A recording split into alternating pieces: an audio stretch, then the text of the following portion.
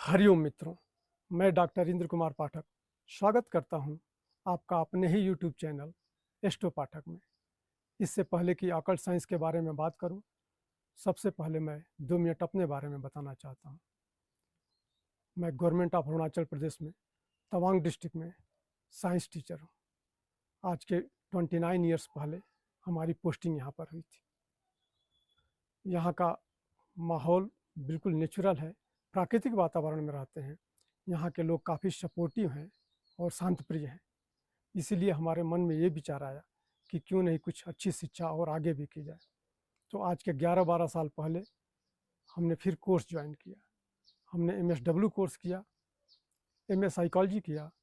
इसके बाद हम ऑकल्ट साइंस में आ गए। MA एस्ट्रोलॉजी में किया हमने, फिर हमने मास्टर न्यूमरोलॉजी में किया, जेम्स एंड क्रिस्टल्स में किया, वास्तु में मास्टर किया और पामिस्ट्री में PG करने के बाद रिसर्च किया।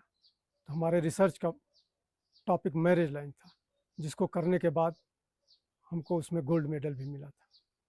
ये सब पढ़ने के बाद हमें लगा कि हाँ, अब कुछ लोगों की सेवा की जाए। इस ऑकल्ट साइंस से एक जगह नहीं रखा जाए, इसको लोगों को बताया जाए जिससे सभी लोगों को फ़ायदा मिले। एस्ट्रोलॉजी पढ़ने में सबसे अच्छा ये लगा कि अगर किसी बच्चे का जन्म होता है तो आकाश मंडल में, जो नक्षत्र मंडल में प्लेनेटरी पोजीशन होता है, जो ग्रहों की उस समय स्थिति रहती है, उसी हिसाब से उनका हॉरोस्कोप या जन्म कुंडली तैयार की जाती है। लेकिन उसके लिए date of birth, time of birth और प्लेस ऑफ बर्थ तीनों एक्यूरेट होना पड़ेगा। अगर ये एक्यूरेट नहीं है, फिर हॉरोस्कोप बनाना इतना एक्यूरेट नहीं हो पाता है। न्यूमरोलॉजी कोर्स में क्या है कि इसमें आपका प्लेस ऑफ बर्थ और टाइम ऑफ बर्थ से कोई मतलब नहीं है। अगर आपका डेट ऑफ बर्थ, मंथ और ईयर है तो न्यूमरोलॉजी अच्छा काम करती है। बहुत पहले लोगों के पास डेट और टाइम तो छोड़िए, ईयर का भी पता नहीं था। तो ऐसे में पामिस्ट्री बहुत अच्छा काम करती है, क्योंकि जितना भी एस्ट्रोलॉजिकल पार्ट है, जितने भी प्लेनेट हैं, वो हमारे हाथों में भी है। तो पामिस्ट्री से उसको करते हैं, उसका अध्ययन करते हैं। इसमें सारी चीज़ें बताई जाती हैं। हमारे हाथ, our hands are the mirror of our brain. हमारे जो भी थॉट चलते हैं, थॉट प्रोसेस होते हैं, वैसी ही रेखाएं हमारे हाथों में बनने लगती हैं। बहुत पहले ये धारणा थी कि फीमेल का लेफ्ट हैंड देखा जाए और मेल का राइट हैंड देखा जाए। इसके पीछे धारणा यही थी कि फीमेल जनरली हाउसवाइफ होती थी, कामकाजी नहीं होती थी। मेल लोग काम करते थे, अर्निंग मेंबर होते थे। लेकिन आजकल दोनों लोग काम करते हैं।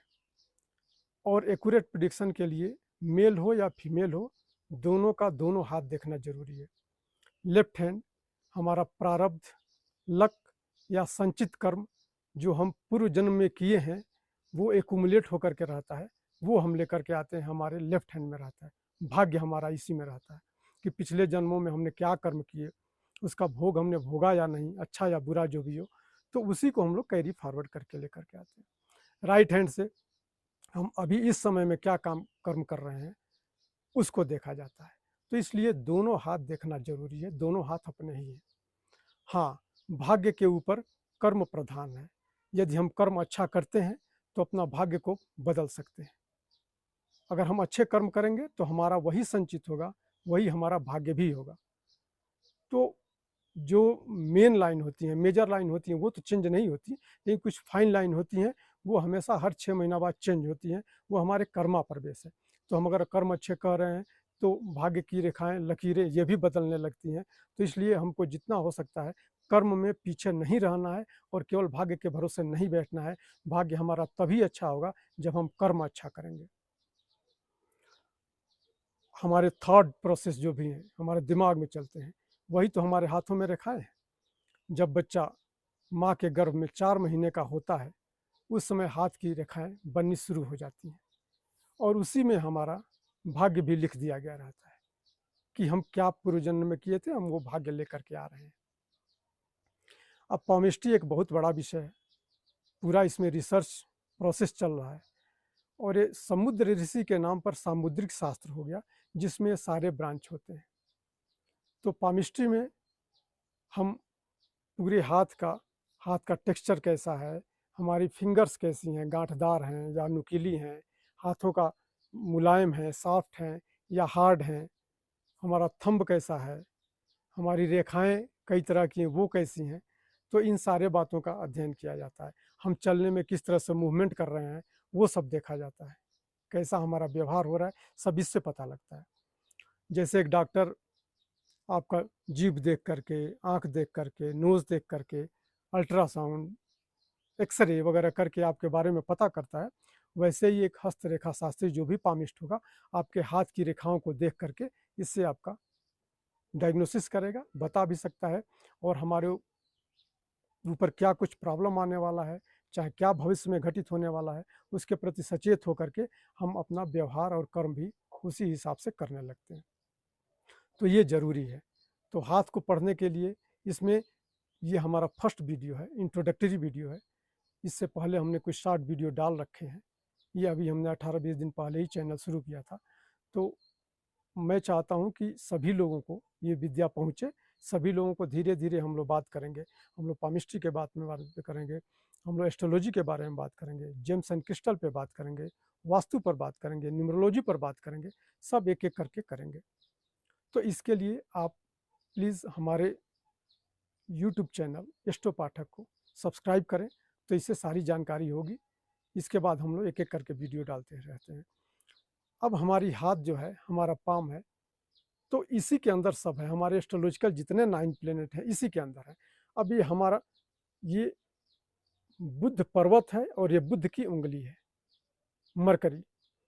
इसके बाद ये सूर्य की उंगली है और ये सन का माउंट है। ये सैटर्न की उंगली है, शनि महाराज की, और ये शनि का पर्वत होता है। ये जुपिटर बृहस्पति की उंगली है और ये बृहस्पति का पर्वत है। ये हमारा थंब है, इसके नीचे शुक्र पर्वत होता है। हमारे मंगल, एग्रेसिव मंगल और डिफेंसिव मंगल 2 होते हैं। ये हमारा मून माउंट होता है चंद्रमा का, हमारे राहु ऊपर में और केतु नीचे में। तो 7 प्लेनेट हमारे हाथ में ही हैं। इसी से हम प्रेडिक्शन करते हैं। अगर किसी का हॉरोस्कोप नहीं है तो यहाँ से प्रेडिक्शन किया जाता है। इससे हमको सब बारे में बात लगता है। और हमारे हाथ जितने ही सॉफ्ट होंगे, मुलायम होंगे, उतना ही हमारा वेल्थ अट्रैक्शन ज़्यादा होगा, आसानी से होगा।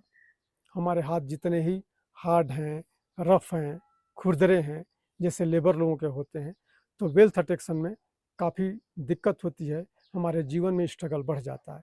इसलिए जितना हो सके हमें अपने हाथों को सॉफ्ट रखना है, वैसलीन वगैरह अप्लाई करना है और सॉफ्ट रखना है, तो इससे हमारा वेल्थ अट्रैक्शन ज़्यादा होगा। हाँ, अगर कुछ लोग जिम में जाते हैं तो जिम में जाने के बाद जगह जगह यहाँ छाले जैसे पड़ जाते हैं, तो ऐसे लोग प्लीज़ ग्लव्स लगा करके जिम में जाएं, वहाँ यूज करें, और अगर छाले पड़ गए हैं तो उसको ठीक करें। तो वो करने से उनके जीवन में काफ़ी समृद्धि आएगी। हमारे दिमाग में जो भी थॉट प्रोसेस है वो सारा हमारे हाथों में ही है। हम ऐसे ही एक्ट करते हैं और ऐसे ही बिहेव करते हैं। तो हमें कैसे करना चाहिए, हमारी लाइफ कैसे अच्छी होगी, उसको एक एक करके इसमें चर्चा किया जाएगा। तो आज तक की वीडियो में इतना ही। आगे हम फिर वीडियो लेकर के आएंगे जिसमें डिटेल सब बनाएंगे। प्लीज़ हमारे चैनल को सब्सक्राइब करिए। राधे राधे।